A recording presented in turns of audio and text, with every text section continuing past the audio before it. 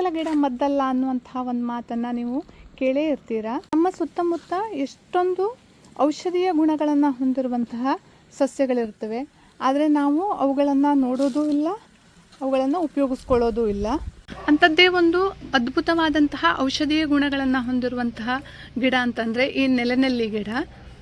ನೋಡಿ ಎಷ್ಟು ಚೆನ್ನಾಗಿ ಬೆಳ್ಕೊಂಡಿದೆ ಅಂತ. ಈ ಮಳೆಗಾಲದಲ್ಲಿ ಎಲ್ಲ ಕಡೆ ಇದು ಸುಲಭವಾಗಿ ಸಿಗುವಂಥದ್ದು.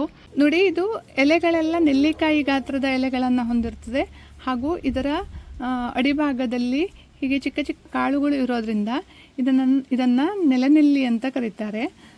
ನಾನಿವತ್ತು ಈ ನೆಲನೆಲ್ಲಿ ಗಿಡದಿಂದ ಒಂದು ತಂಬುಳಿಯನ್ನು ಮಾಡ್ತಾ ಇದ್ದೇನೆ. ತಂಬುಳಿ ಮಾಡೋದಕ್ಕೆ ಈ ಕುಡಿಗಳನ್ನು ತೆಕ್ಕೊಳ್ತೇನೆ. ತುಂಬ ಬಲಿತಿರುವಂಥ ದಂಟುಗಳು ಬೇಡ, ಈ ಕುಡಿಗಳನ್ನು ಮಾತ್ರ ಕಟ್ ಮಾಡ್ಕೊಳ್ತೇನೆ. ಆಮಾಲೆಗೆ, ಕಿಡ್ನಿ ಸ್ಟೋನ್ ಇದ್ದರೆ, ಅಜೀರ್ಣಕ್ಕೆ, ಹಾಗೆ ತಂಡಿಗೆ ಎಲ್ಲದಕ್ಕೂ ಇದು ಅತ್ಯಂತ ಉಪಯುಕ್ತವಾದಂತಹ ಔಷಧೀಯ ಗಿಡ ಆಗಿದೆ. ಇದರಿಂದ ಕಷಾಯವನ್ನು ಮಾಡಿ ಕುಡಿತಾರೆ, ಹಾಗೆ ತಂಬುಳಿಯನ್ನು ಮಾಡಿ ಊಟ ಮಾಡಬಹುದು. ಆರೋಗ್ಯಕ್ಕೆ ತುಂಬ ಒಳ್ಳೆಯದು ಇದು. ಇದರಿಂದ ಇವತ್ತು ತಂಬಳಿಯನ್ನು ಮಾಡೋದು ಹೇಗೆ ಅನ್ನೋದನ್ನು ನೋಡೋಣ. ಈ ರೀತಿಯಾಗಿ ಎಳೆಯದಾಗಿರುವಂತಹ ಕುಡಿಗಳನ್ನು ತೆಕ್ಕೊಳ್ತೇನೆ. ನೋಡಿ, ಇದು ನೆಲನೆಲ್ಲಿ ಗಿಡ. ಇದನ್ನು ಸುಲಭವಾಗಿ ಗುರುತಿಸ್ಬೋದು. ಹೀಗೆ ಎಲೆಗಳ ಕೆಳಗಡೆ ಚಿಕ್ಕ ಚಿಕ್ಕ ಕಾಯಿಗಳಿರುತ್ತೆ. ಇದನ್ನು ನೋಡಿದಾಗ ಗೊತ್ತಾಗುತ್ತೆ ಇದು ನೆಲನೆಲ್ಲಿ ಗಿಡ ಅಂತ. ಕಷಾಯವನ್ನು ಮಾಡುವಾಗ ಈ ಬೇರುಗಳ ಸಮೇತ ಕ್ಲೀನಾಗಿ ತೊಳೆದು ಇದನ್ನು ಇಡೀ ಗಿಡವನ್ನು ಕಟ್ ಮಾಡಿ ಹಾಕಿ ಕಷಾಯವನ್ನು ಮಾಡಿ ಕುಡಿಯೋದು ಪದ್ಧತಿ. ಹಾಯ್ ಫ್ರೆಂಡ್ಸ್, ನಮಸ್ಕಾರ, ವೆಲ್ಕಮ್ ಟು ನಳಪಾಕ. ಬನ್ನಿ, ಈ ನೆಲನೆಲ್ಲಿ ಗಿಡದ ಕುಡಿಯಿಂದ ತಂಬಳಿಯನ್ನು ಹೇಗೆ ಮಾಡೋದು ಅನ್ನೋದನ್ನು ಇವತ್ತಿನ ವಿಡಿಯೋದಲ್ಲಿ ನೋಡೋಣ. ನೋಡಿ, ನೆಲನೆಲ್ಲಿ ಕುಡಿಗಳನ್ನು ತಂದು ತೊಳೆದಿಟ್ಕೊಂಡಿದ್ದೇನೆ. ಈಗ ಇದನ್ನು ಹುರ್ಕೊಳ್ಬೇಕು. ಈ ರೀತಿಯಾಗಿ ಸ್ವಲ್ಪ ಕಟ್ ಮಾಡ್ಕೊಳ್ತೇನೆ. ಇದನ್ನು ಕೈಯಿಂದನೇ ಮುರ್ಕೊಂಡ್ರೆ ಸಾಕು.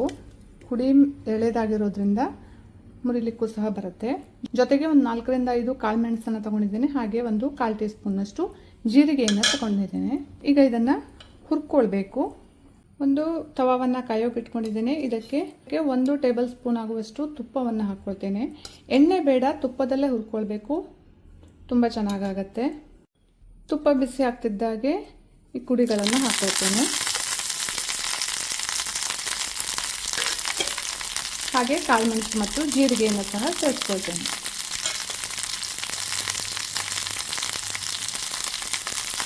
ಈಗ ಇದನ್ನು ಚೆನ್ನಾಗಿ ಹುರ್ಕೊಳ್ಬೇಕು. ಆಮಾಲೆ ರೋಗಕ್ಕಂತೂ ಇದೊಂದು ದಿವ್ಯ ಔಷಧಿ ಅಂತಲೇ ಹೇಳ್ಬೋದು. ಯಕೃತ್ತಿನ ಯಾವುದೇ ಸಮಸ್ಯೆಗಳಿರಲಿ ಅಥವಾ ಜೀರ್ಣಕ್ರಿಯೆಗೆ ಸಂಬಂಧಿಸಿದಂತಹ ಯಾವುದೇ ಸಮಸ್ಯೆಗಳಿರಲಿ, ಅದಕ್ಕೆಲ್ಲ ಇದು ದಿವ್ಯ ಔಷಧಿಯಾಗಿ ಕೆಲಸ ಮಾಡ್ತದೆ. ನಾವು ದಿನನಿತ್ಯದ ನಮ್ಮ ಅಡುಗೆಗಳಲ್ಲಿ ನಾವು ಇದನ್ನು ಸೇವಿಸೋದ್ರಿಂದ ಈ ಎಲ್ಲ ಸಮಸ್ಯೆಗಳಿಂದ ದೂರ ಇರಬಹುದು. ನೋಡಿ, ಇದು ಚೆನ್ನಾಗಿ ಹುರಿದಿದೆ. ಇಷ್ಟು ಹುರ್ಕೊಂಡ್ರೆ ಸಾಕು. ಈಗ ಇದು ಆರಬೇಕು. ಹಾಗೆ ಒಂದು ಮಿಕ್ಸಿ ಜಾರಿಗೆ ಹಸಿ ತೆಂಗಿನಕಾಯಿ ತುರಿಯನ್ನು ಹಾಕ್ಕೊಳ್ತೇನೆ ಸ್ವಲ್ಪ. ಈಗ ಈ ಹುರಿದಿಟ್ಕೊಂಡಿರೋದನ್ನು ಕಾಯಿ ತುರಿಗೆ ಸೇರಿಸ್ಕೊಳ್ತೇನೆ. ಈಗಂತೂ ಮಧುಮೇಹ ಸರ್ವೇ ಸಾಮಾನ್ಯ ಆಗೋಗಿದೆ. ಯಾರು ನೋಡಿದರೂ ಸಕ್ಕರೆ ಕಾಯಿಲೆ ಇರೋರೇ ಆಗಿ ಹೋಗಿದ್ದಾರೆ. ಶುಗರನ್ನು ಕಂಟ್ರೋಲಿಕ್ಕೆ ಸಹಾಯ ಮಾಡ್ತದೆ, ಹಾಗೆ ಕಿಡ್ನಿ ಸ್ಟೋನಿಗೆ ತುಂಬ ಒಳ್ಳೆಯದು. ಈಗ ಸ್ವಲ್ಪ ನೀರನ್ನು ಹಾಕ್ಕೊಂಡು ಇದನ್ನು ನುಣ್ಣಗೆ ರುಬ್ಕೊಳ್ತೇನೆ. ಕಾಳುಮೆಣಸು, ಜೀರಿಗೆ ಎಲ್ಲ ಹಾಕಿರೋದ್ರಿಂದ ರುಬ್ಬುವಾಗಲೇ ಘಮ ಘಮ ಅಂತ ಪರಿಮಳ ಬರ್ತಾ ಇದೆ. ಈಗ ಇದನ್ನು ಒಂದು ಪಾತ್ರೆಗೆ ತೆಕ್ಕೊಳ್ತೇನೆ. ಈಗ ಇದಕ್ಕೆ ರುಚಿಗೆ ಬೇಕಾಗುವಷ್ಟು ಉಪ್ಪನ್ನು ಹಾಕ್ಕೊಳ್ತೇನೆ. ಹಾಗೆ ಮಜ್ಜಿಗೆಯನ್ನು ಸೇರಿಸ್ಕೊಳ್ತೇನೆ. ನೀವಿಲ್ಲಿ ಮೊಸರನ್ನು ಸೇರಿಸ್ಕೊಳ್ಬಾರ್ದು, ಮಜ್ಜಿಗೆಯನ್ನು ಮಾತ್ರ ಸೇರಿಸ್ಕೊಳ್ಬೇಕು. ಮಜ್ಜಿಗೆ ಸ್ವಲ್ಪ ಹುಳಿ ಇದ್ದರೂ ನಡೆಯುತ್ತೆ. ಹಾಗೆ ಸ್ವಲ್ಪ ನೀರನ್ನು ಸೇರಿಸ್ಕೊಳ್ತೇನೆ. ಚೆನ್ನಾಗಿ ಮಿಕ್ಸ್ ಮಾಡ್ಕೊಳ್ಬೇಕು. ಇದನ್ನು ತಿಳುವಾಗಿ ಮಾಡಿಕೊಂಡು ಕುಡಿಲೂಬಹುದು, ಅನ್ನದ ಜೊತೆಗೆ ಊಟಕ್ಕೂ ಬಳಸಬಹುದು. ನೀವು ಕುಡಿಲಿಕ್ಕೆ ಉಪಯೋಗಿಸ್ತೀರಾ ಅಂತ ಅಂದರೆ ಇನ್ನೂ ಸ್ವಲ್ಪ ನೀರು ಮಾಡ್ಕೊಳ್ಳಿ. ನಾನು ಅನ್ನದ ಜೊತೆಗೆ ಇದನ್ನು ಉಪಯೋಗಿಸ್ತಾ ಇರೋದ್ರಿಂದ ಇಷ್ಟು ಗಟ್ಟಿಯಾಗಿ ಇಟ್ಕೊಳ್ತೇನೆ. ಈಗ ಇದಕ್ಕೊಂದು ಜೀರಿಗೆಯಿಂದ ಒಗ್ಗರಣೆ ಬೇಕಿದ್ರೆ ಹಾಕ್ಕೊಳ್ಬೋದು, ಇಲ್ಲಾಂದರೆ ಸ್ಕಿಪ್ ಮಾಡ್ಬೋದು. ಒಂದು ಅರ್ಧ ಟೀ ಸ್ಪೂನಷ್ಟು ತುಪ್ಪವನ್ನು ಹಾಕ್ಕೊಳ್ತೇನೆ. ಹಾಗೆ ಒಂದು 1/4 ಟೀ ಸ್ಪೂನಷ್ಟು ಜೀರಿಗೆಯನ್ನು ಹಾಕ್ಕೊಳ್ತೇನೆ. ಇಷ್ಟೇ ಸಿಂಪಲ್ ಆಗಿರುವಂತಹ ಒಂದು ಒಗ್ಗರಣೆ ಇದಕ್ಕೆ. ಈಗ ಒಗ್ಗರಣೆ ಸಹ ರೆಡಿಯಾಗಿದೆ. ಈಗ ಇದನ್ನು ತಂಬಳಿಗೆ ಸೇರಿಸ್ಕೊಳ್ತೇನೆ.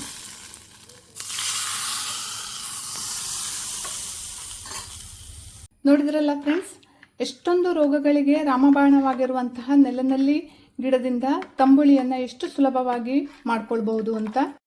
ಹೀಗೆ ಆರೋಗ್ಯಕರವಾದಂತಹ ಅಡುಗೆಗಳನ್ನು ಮಾಡಿಕೊಂಡು ತಿನ್ನೋಣ, ಹಾಗೆ ಆದಷ್ಟು ಆಸ್ಪತ್ರೆಗಳಿಂದ ದೂರ ಇರೋಣ ಅಂತ ಹೇಳ್ತಾ ಇವತ್ತಿನ ನನ್ನ ಈ ರೆಸಿಪಿ ನಿಮಗೆ ಇಷ್ಟ ಆದರೆ ಲೈಕ್ ಮಾಡಿ, ಶೇರ್ ಮಾಡಿ, ಕಮೆಂಟ್ ಮಾಡಿ ಹಾಗೂ ಸಬ್ಸ್ಕ್ರೈಬ್ ಮಾಡಿ. ಹೀಗೆ ಇನ್ನಷ್ಟು ಒಳ್ಳೊಳ್ಳೆ ರೆಸಿಪಿಗಳೊಂದಿಗೆ ಮತ್ತೆ ಬರ್ತೇನೆ. ಅಲ್ಲಿ ತನಕ ಬಾಯ್ ಬಾಯ್.